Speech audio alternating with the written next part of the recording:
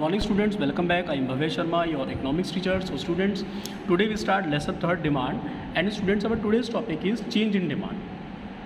And student, the name of this topic is movement along with the demand according to your book and shift in demand or change in demand. It means हम इस topic को 3 अलग अलग name से भी हम लोग इसे जानते हैं. तो first is the movement along with the demand and shift in demand और चेंज इन डिमांड. तो इसलिए मैंने इस टॉपिक का पूरा नेम आपको रख दिया चेंज इन डिमांड.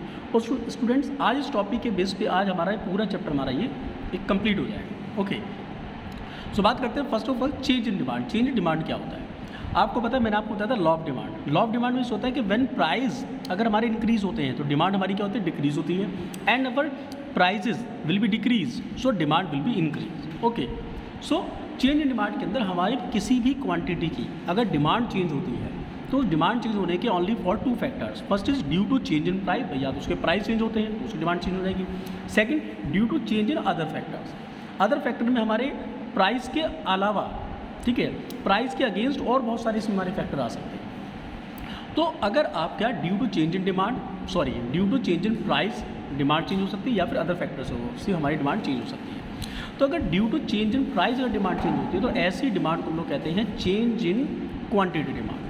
ओके, ध्यान रखना, ये आपकी एक याद रखने वाली आपकी चीज़ है, रिमेंबर वाली पॉइंट है. Due to change in price, अगर प्राइस में चेंज होने की वजह से अगर डिमांड में कोई चेंजेस आता है तो ऐसी चेंजेस डिमांड को हम लोग कहते हैं चेंज इन क्वांटिटी डिमांड. और अगर आपका due to change in other factor, अगर किसी अदर फैक्टर से अगर हमारी डिमांड चेंज होती है तो उसको हम लोग कहते हैं चेंज इन डिमांड. ओके, ये होता है हमारा चेंज इन डिमांड. ओके, अगर हमारे प्राइस में कोई चेंज होता है तो उसे कहते हैं चेंज इन क्वांटिटी डिमांड. और अगर हमारे प्राइस से होता है और अगर हमारे अदर फैक्टर से होता है तो उसे हम कहते हैं चेंज इन डिमांड. ठीक है, अब बात करते हैं चेंज इन क्वांटिटी डिमांड. बच्चों, चेंज इन क्वांटिटी डिमांड को अगर हम इसे ग्राफिकली एक्सप्रेस करते हैं, ठीक है, ध्यान रखना भाई, ये तो आपका डिमांड निकल के आ गई. अगर आप उस डिमांड को ग्राफिकली अगर आप उसे एक्सप्रेस करते हैं तो graphically express as movement along with demand. Movement along with, it means अगर कोई डिमांड अगर प्राइस से चेंज होती है तो उसे हम कहते हैं चेंज इन क्वांटिटी डिमांड. और ऐसी डिमांड को जब हम ग्राफिकली रिप्रेजेंट करते हैं, एक्सप्रेस करते हैं, तो उसे कहा जाता है मूवमेंट अलॉन्ग विद कर डिमांड का. मूवमेंट अलॉन्ग विद डिमांड का. ओके, क्लियर हुआ? प्राइस से चेंज होता है हमारा, जो अगर हम डिमांड हमारी प्राइस से चेंज होती है उसे हम कहते हैं quantity demand. And quantity demand को अगर हम ग्राफिकली अगर एक्सप्रेस करते हैं तो वो हमारा होता है मूवमेंट अलॉन्ग डिमांड का. अगर बात करते हैं इसकी हम चेंज इन डिमांड की, अगर हमारी कोई डिमांड हमारी अदर फैक्टर से चेंज होती है तो उसे हम कहते हैं change in demand. And change in demand को अगर हम ग्राफिकली एक्सप्रेस करते हैं तो वो होता है हमारा शिफ्ट इन डिमांड कर. ये बहुत सिंपल सा बच्चों आपका डिफरेंस है. ठीक है, इसे हम कहते हैं क्या चीज़, अगर चेंज इन प्राइस वाले को अगर हम रिकॉर्ड करते हैं ग्राफिकली तो वो होता है हमारा मूवमेंट अलॉन्ग विद डिमांड कर, और ग्राफिकली एक्सप्रेस हम करते हैं अदर फैक्टर को तो होता है हमारा शिफ्ट इन डिमांड कर. अब जो हमारा जो movement along with demand curve होता है, movement along with demand curve होता है, there are 2 parts. First is downward movement, second upward movement. Downward means अगर आपकी जो डिमांड अगर आपकी डाउनवर्ड में चल रही है मूवमेंट आपका, और अगर आपका मूवमेंट अगर आपका अपवर्ड में चल रहा है. ओके, सो डाउनवर्ड मूवमेंट को हम लोग एक्सपेंशन भी कह सकते हैं. डाउनवर्ड मूवमेंट को हम लोग कहते हैं, उसे एक्सपेंशन कह सकते हैं. और अपवर्ड मूवमेंट को हम लोग कहते हैं कॉन्ट्रैक्शन. कॉन्ट्रैक्ट मतलब होता है किसी वजह से जो चेंजेस होते हैं उनको कहते हैं कॉन्ट्रैक्शन. ठीक है, ये आपकी बुक में किसी बुक में आपको कॉन्ट्रैक्शन वर्ड भी आपको दिया होगा, इसलिए मैंने आपको क्लियर कर दिया कि downward movement, the name of downward movement name as expansion, हम उसे एक्सपेंशन भी कह सकते हैं. Okay, and the upward movement को, ठीक है, we also known as the contraction. इसी तरीके से जो हमारे पास में ग्राफिकली एक्सप्रेस होता है हमारे पास जो डिमांड कर्व होता है, ठीक है, शिफ्ट इन डिमांड कर्व, उसमें भी हमारे 2 पार्ट्स होते हैं. First is increase demand curve, second is decrease demand curve. Okay, अब मैं आपको उसको वन बाय वन मैं आपको उसके पैटर्न के बारे में थोड़ा सा बताता हूँ कि ये क्या होता है, इसको कैसे, एक मैंने एक एग्जांपल छोटा सा मैंने लिया है जिससे मैं इसको आपको क्लियर करूँगा मैं.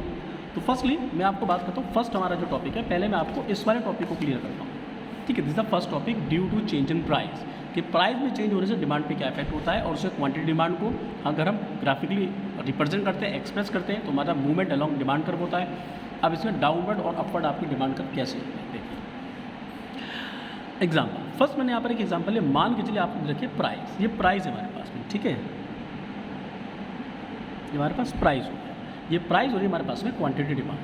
मान के चलिए किसी भी प्रोडक्ट की अगर प्राइस अगर आपके पास में 10 है तो हम उसकी क्वांटिटी को we have to purchase the quantity is 100 unit. हमारे पास यूनिट हमारे पास 100 से. When price will be increase ₹20, so demand will be decrease according to law of demand. Law of demand क्या होता है, प्राइस अगर इंक्रीज होते हैं, ठीक है, तो डिमांड हमारी डिक्रीज होती है, प्राइस अगर डिक्रीज होगी तो डिमांड हमारी इंक्रीज होती है। तो हमारे पास प्राइस मान के चलिए किसी भी कमोडिटी के x हैं, सॉरी 10 है, सो डिमांड हमारे पास उसकी 100 है, अब प्राइस उसके हुए 10 से 20 हो गए, सो डिमांड 100 उसकी आप हमारी डिक्रीज हो गई, हमारी 50 हो गई। अब इसको कर्व से कैसे देखें, देखिए इसमें कर्व में तो पहले मैंने इसके लिए एक axis, X axis, Y axis, okay, and ये हमारा 0। अब देखिए मैंने इसको मान लिया quantity demand, this is the price. अब हमारे पास प्राइस कितने हैं, 10 एंड 20 है, तो मैंने प्राइस ले लिया 10 एंड 20 ले लिया। डिमांड मेरे पास पहले 100 थी, फिर 50 होगी, तो मैंने पहले 50 और 100, मतलब मैंने, है ना, पहले 50 एंड 100 लिया। अब देखेंगे सबसे पहले जब मेरे पास प्राइस 10 थी, when the price of any commodities ₹10, so demand is 100, ठीक है। सो 10 प्राइस पर डिमांड हमारे पास कितनी है, 100 है, तो मैंने 10 को करके 100 आ गया हमारे, तो मैंने इसको ए पॉइंट का नेम दे दिया, ठीक है, ये मेरा ए पॉइंट हो गया। स्टार्टिंग हमारे पास यहाँ से।